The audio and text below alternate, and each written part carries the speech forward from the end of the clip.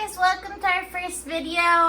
In this video I'm just going to go over the parts of your machine that are listed on the packet that came with your machine that includes all of your instructions.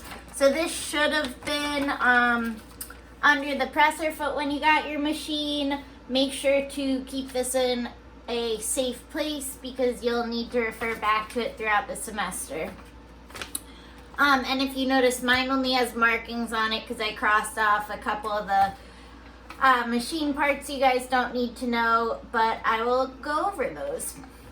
Alright, so first of all, if you're watching this video, you should have already watched the 20-minute official singer video that I posted in the week 2 module. That'll give you an overview of the machine, but I'm just gonna cover the parts in a little bit more detail, not just pointing them out but explaining them, and then I'll also post a separate video going over how to thread the machine. Okay, so looking at our instructional sheet, the first machine part we're looking at is the thread tension dial. That's going to be right here where it says tension. You're going to want to put that to 4 and pretty much keep it on there. The only reason you would move the tension away from 4 is if you're sewing and your stitches are coming out really tight and they're bunching up the fabric, or the stitches are coming out really loose and the thread is actually away from the fabric instead of flat with it. So if your threads are too tight or too loose, you'll move the tension dial accordingly. Second is the presser foot pressure adjustment. Just cross that out. Don't worry about it. You're not going to touch it. And also, as I had mentioned, we will be having a little quiz, so make sure you're familiar with the machine parts, but any parts like 2 that I say don't worry about it, you obviously won't be quizzed on. Alright, so 3, thread take-up lever.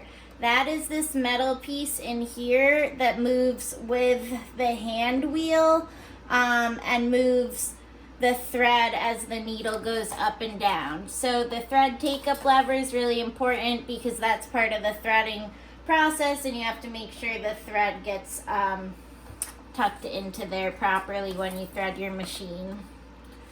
Alright, 4, reverse sewing lever, also very important. These machines are really nice because everything's labeled for you guys, so they're very user-friendly. So right where it says reverse, anytime you sew a seam, you're just going to hold this down at the beginning of an end of the seam, and we're going to do what's called a back stitch. So it'll just go back and forth with your thread to make sure your seam does not unravel. But we'll talk more about that once we start sewing. Alright, where am I up to? Thread cutter, that's just on the side of the machine there.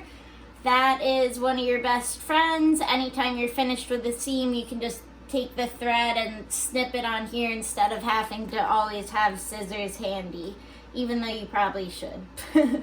Presser foot is right here. For 98% of this class, you'll just be using the multi-purpose presser foot that came right on your machine.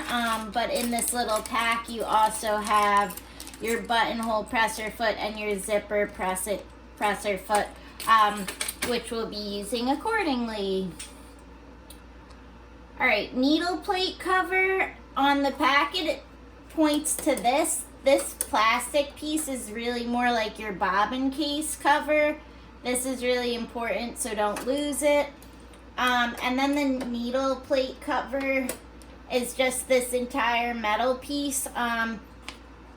And that you shouldn't have to fiddle with, but say like I have had students where somehow they broke their needle and a piece fell through the hole down it under here and they just had to screw this to lift it. But otherwise Nothing too important. That does have your seam allowance guides on it though. Those are important, but we'll talk more about seam allowance in the future. Alright, removable extension table and accessory storage. They showed you this in the video I posted, but that's just this piece that slides right off.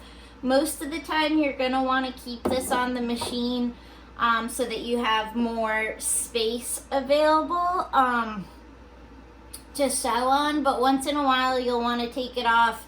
Like they mentioned, if you're sewing anything circular like a sleeve or pant leg, you'll put it around here and it'll make it easier so you don't sew over top of it. Sometimes if I'm sewing a zipper or something with like a ton of material and it's hard to keep it separated, I'll take this off so I can push material under the machine. That just goes right back on like this. I do recommend, I put all of your little accessories that came with your kit, like your needles, presser feet, everything right into this, and I recommend you keeping them there throughout the semester so that you don't lose anything and they're always there for you to return to. Okay, 3 needle position dial, that's right here. That just, you want to always have that set on the middle position, but it can move back and forth, and you might have noticed my needle will go farther to the right or farther to the left. So sometimes that comes in handy if you're trying to sew like on the side of a zipper or sew farther right or left, basically. Pretty straightforward. If you just tried to do that and it didn't work, don't fret. It's most likely because when I opened my machine, the width dial was set to a 6 for some reason, and this wouldn't move. And at first I was confused, and then I realized it was because of the width. So once your width is in the proper place at 0, your needle will move back and forth, and I'll explain your width dial in a minute. Alright, bobbin stopper. Your bobbin stopper is this white piece right here. Your bobbins should be in this little bag in your compartment. The bobbin's what the thread goes on.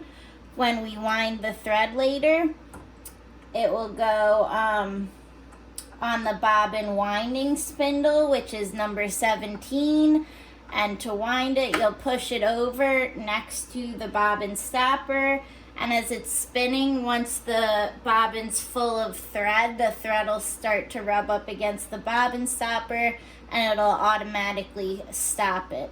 If you try to thread the bobbin over here, it won't thread because when you use the foot pedal, it'll keep sewing.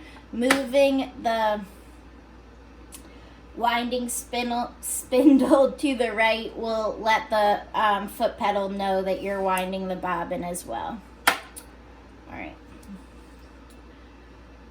Stitch width dial and stitch length dial. So your width is right here, your length is right here. As I mentioned, I don't know if all the machines came set on 6, but if they did, you want to almost always keep your stitch width on a 0. So I tried to draw this, hopefully it's a little helpful. If your stitch width is on a 0, that means your stitch will not go back and forth, it'll just go straight, and that's what you want for sewing a basic seam. If you put it on a 1 or a 2, it'll make a little zigzag, if you go all the way to a 6, it'll create a bigger zigzag, which could be used as a decorative stitch or to use on the edge of fabric to keep it from unraveling. To get a zigzag, you would also have a stitch length of like 2.5 or higher. If you wanted to do some kind of embroidery where there was no gap between the stitches, you would have a very small stitch length and a very wide stitch width to create something like that. So then Number 12 is our stitch length dial right here. This, you basically always, not always, but most of the time you're gonna have your stitch length on 2.5. That's the industry standard for how long the length should be when you're sewing a seam. If you have your length on a 0, it's not moving, so you're just going to keep sewing on top of the same spot and create like a big knot in your fabric and possibly jam your machine. A 1's going to have a very tiny length, 2.5 is average, and then 4, you'll see the length of each individual stitch and the space between will get longer. And that can be used, like if you were sewing a really thick material like leather, you would use a longer stitch. If you were sewing a really thin gauzy material, you would do a smaller stitch. And then also if you're sewing something that's temporary, you could do like a stitch length of 4 so that it's easier to rip out when you're done. But for now, you guys should set your width to 0 and your length to 2.5.